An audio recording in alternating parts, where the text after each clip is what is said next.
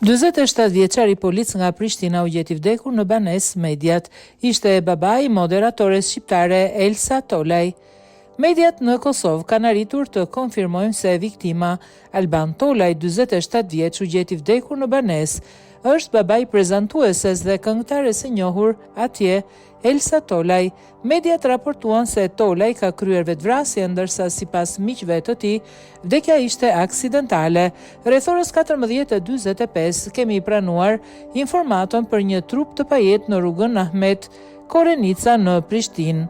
Policia menjëherë ka dalë në vendin e ngjarjes, si dhe mjekët emergjent, të cilët kanë konstatuar vdekjen e viktimës mashkull, 47 vjeç, zyrtar policor. Mbështetur në informacionet e para nga vendi i ngjarjes, përkundër që ka elemente që sugjerojnë për vetvrasje, policia në koordinim me prokurorin e shtetit ka nisur një hetim mbi vdekjen dhe me kujdes të shtuar po shqyrton të gjitha aspektet e rastit për ndritëshimin e plotë të rrethanave të kësaj ngjarje tragjike, është shprehur Agron Borovski.